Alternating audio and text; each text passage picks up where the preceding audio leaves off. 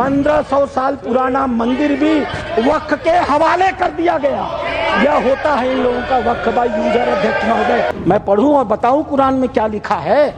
मार हो जाएगी मार। ये हिंदू की बलमनसाहत है जो कुरान पढ़ के तुम्हें बताता नहीं है। इनके बड़े बड़े धार्मिक मतावलंबी, मैं उनसे कुरान को कोट करके कहता रहा। मैं कुरान पढ़ता हूँ, कोई बुराई नहीं है किसी धर्म को पढ़ने में, कि इस कुरान में या किस हदीस में यह लिखा है कि अगर हमने कोई संपत्ति दान नहीं की तो तुम उसको वक्फ बाई यूजर मालिकाना मान लोगे। बीजेपी के सांसद राधा मोहन अग्रवाल राज्यसभा में जमकर गरजे। इस दौरान उन्होंने वक्फ संशोधन विधेयक को लेकर के सीधे तौर पर तत्कालीन यूपीए सरकार को एक्सपोज करते हुए ये कहा कि कैसे यूपीए सरकार ने अपने समय में वक्फ बोर्ड को पूरी तरीके से मनमानी करने का खुला छूट दे रखा था और इसका नतीजा ये हुआ कि वक्फ बोर्ड ने कई सारी सरकारी जमीनों पर कब्जा कर लिया। सीधे तौर पर बीजेपी के सांसद राधा मोहन अग्रवाल ने यह कहा कि यूपी में तकरीबन 74% और तेलंगाना में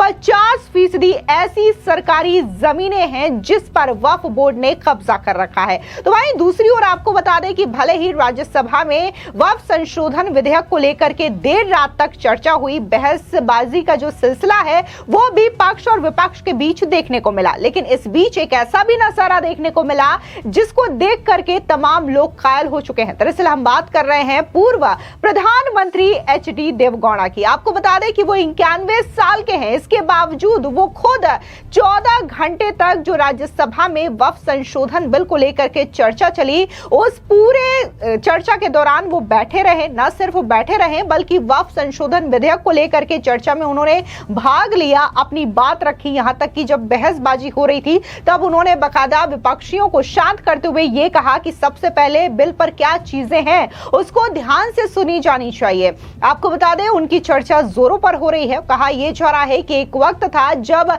लुटियंस कार्टून्स बना करके उनका मजाक उड़ाया करते थे और ये कहा करते थे कि कैसे ये आलसी और सोते रहने वाले प्रधानमंत्री है, लेकिन आज की डेट में 91 साल की आयु में भी उन्होंने वो कमाल कर दिखाया जो कि कई सारे सांसद एक अवस्था में होते हुए भी नहीं कर पाते, युवा अवस्था में होते हुए भी वो प्रॉपर संसद की कार्रवाई में भाग नहीं ले पाते, लेकिन उन्होंने बकायदा 14 घंटे तक संसद की कार्रवाई में भाग लिया। आपको बता दें दरअसल उत्तर प्रदेश से भारतीय जनता पार्टी के सांसद डॉक्टर राधा मोहन अग्रवाल ने लोकसभा में पास होने के बाद गुरुवार को राज्यसभा में पेश किए गए वक्फ संशोधन बिल पर अपनी बात रखी। इस दौरान उन्होंने वक्फ बिल को देश के हित में महत्वपूर्ण करार दिया। उन्होंने कहा कि हमने जब वक्फ के मामले में कुरान का जिक्र किया तो असदुद्दीन ओवैसी ने हमें मौलाना कह दिया। उन्होंने कहा कि हाँ, मैंने कुरान पढ़ी है, अगर मैं कुरान की बातों को लोगों के बीच रखने लगूं तो मार हो जाएगी मार। ये तो हिंदुओं की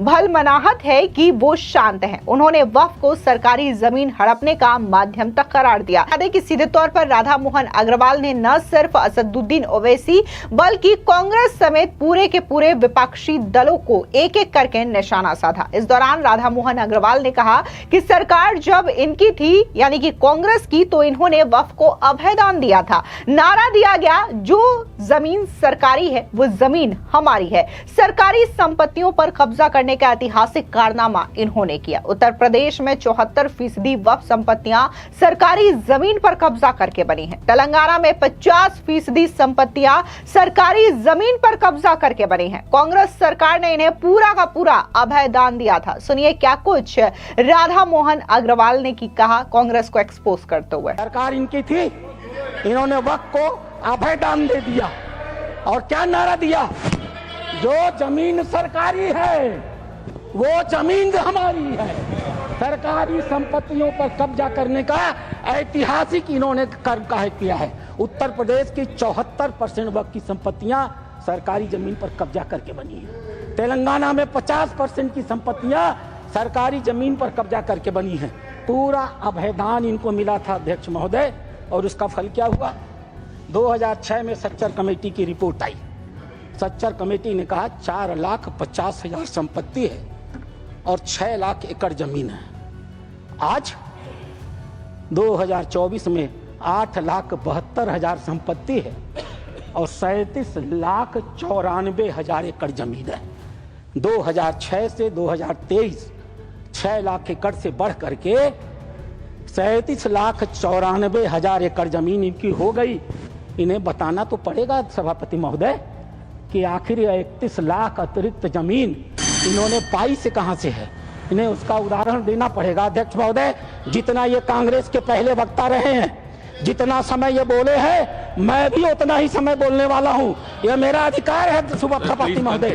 मैं एक बात कहना चाहूंगा अध्यक्ष महोदय, इन्होंने चर्चा किया कर्नाटक के हैं ये, मेरे पास कहां गई? Please conclude sir. अध्यक्ष महोदय, मेरे पास ये रिपोर्ट है। यहां बोलने के पहले मैंने इस रिपोर्ट को ऑथेंटिकेट किया है, माननीय उपराष्ट्रपति महोदय के पास इसको लिख करके भेजा है।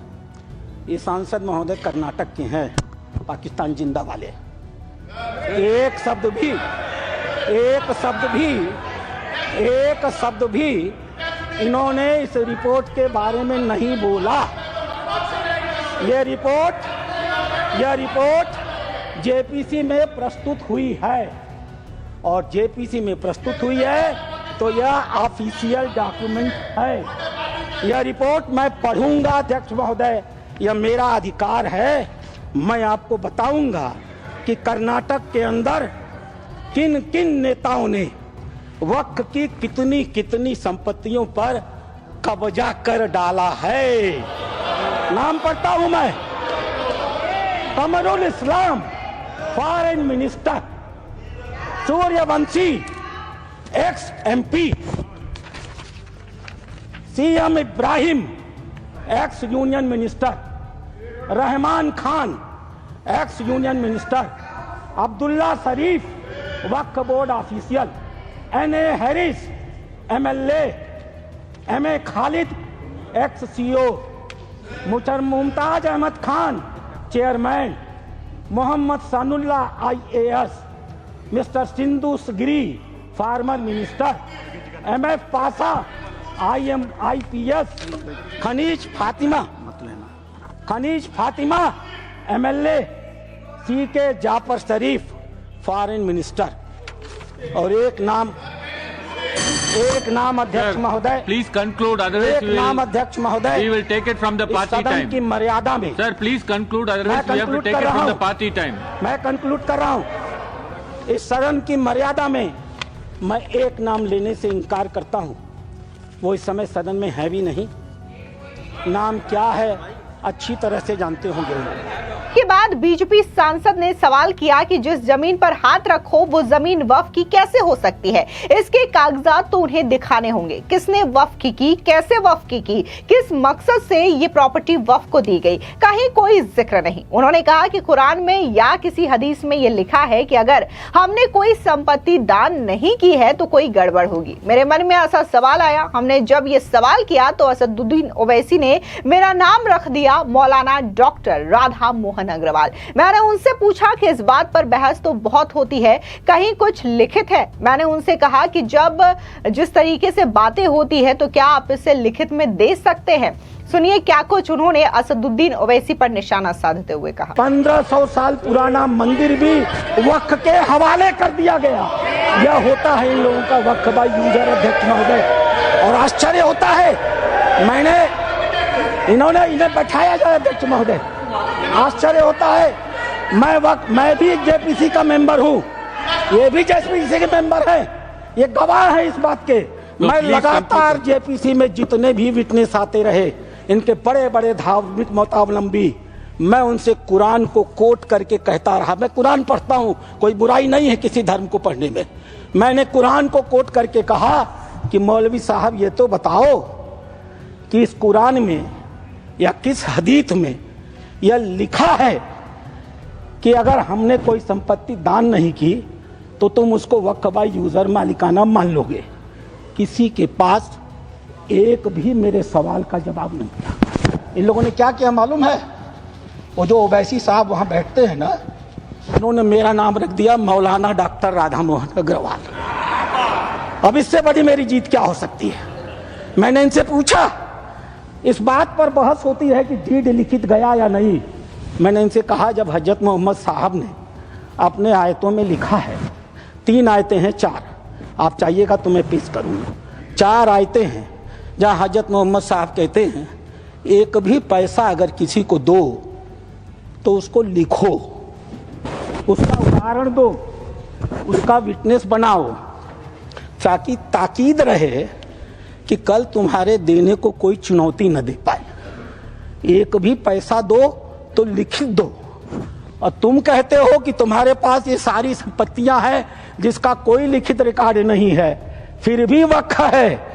मेरे एक भी सवाल का जवाब, मैं उस कमेटी की बातों को बोलता नहीं, लेकिन चूंकि इन्होंने कमेटी का उल्लेख कर दिया इसलिए मैं इन्हें एक्सपोज कर रहा हूं।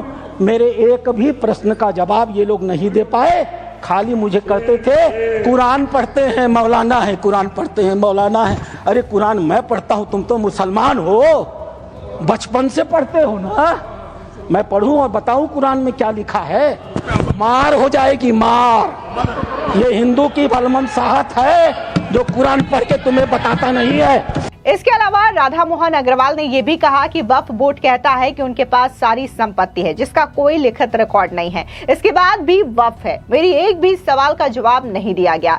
मैं उस कमेटी में था, उसकी बातों को बोलना नहीं चाहता, लेकिन उन्होंने कमेटी का उल्लेख कर दिया, इसलिए मैंने एक्सपोज कर रहा हूं। मेरे एक भी प्रश्न का जवाब ये लोग नहीं दे पाए, खाली मुझे कहने लगे कि कुरान पढ़ते हैं, मौलाना है। आपको बता दें कि सीधे तौर पर जिस तरीके से राधा मोहन अग्रवाल ये बातें बोल रहे थे, हालांकि विपक्षी सांसदों की ओर से बार बार उनके बातों में हस्तक्षेप किया गया, लेकिन उन्होंने बकायदा रिकॉर्ड के साथ, पेपर वर्क के साथ दिखाया कि कैसे किस किस स्टेट में कितनी जो सरकारी जमीन है उस पर वक्फ का कब्जा रहा, और बकायदा इन जमीनों को कब्जाने में किन किन नेताओं, एमएलए का हाथ रहा, ये भी उन्होंने बकायदा नाम ले लेकर के गिनवाया। इसके अलावा बात अगर हम एचडी देवगौड़ा की करें तो उनकी भी चर्चा इस वक्त सोशल मीडिया पर काफी ज्यादा तेज हो रही है, क्योंकि एचडी देवगौड़ा साफ तौर पर न सिर्फ उन्होंने इस पूरे चर्चा के दौरान हिस्सा लिया, बल्कि उन्होंने अपनी बात भी रखी और किस तरीके से उन्होंने पार्लियामेंट के मेंबर से अपील की कि वो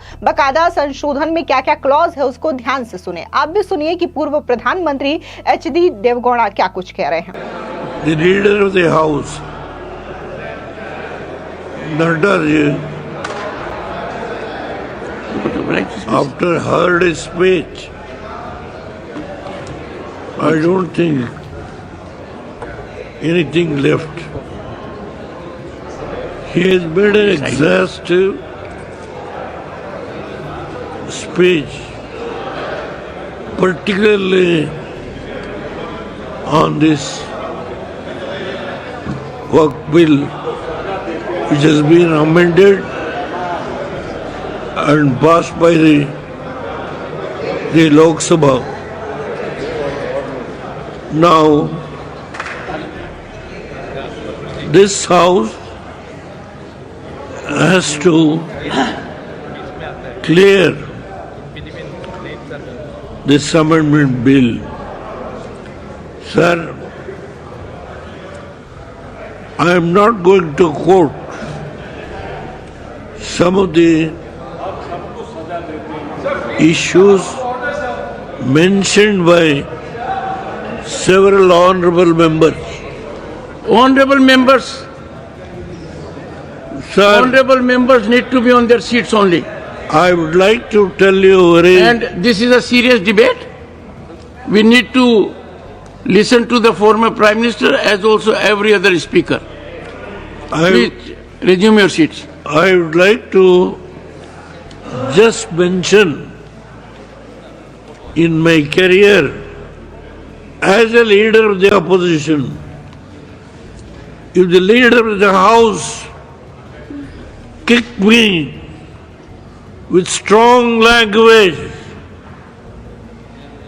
I used to take it sportively. I never intervened, never. Whatever he speaks, I used to take it most coolly, spiritually. I have practiced like that. So many people have spoken. I have never intervened. I never a word I have spoken, except I only said, yesterday our good self has given a ruling. I allowed Mr. Gowda to speak for 10 minutes. Today, I humbly request all the members to speak little more time. This is a very important issue. Sir, I must congratulate the Prime Minister. फिलहाल इस पूरी खबर पर आपकी क्या राय है comment section में जरूर बताएं। धन्यवाद।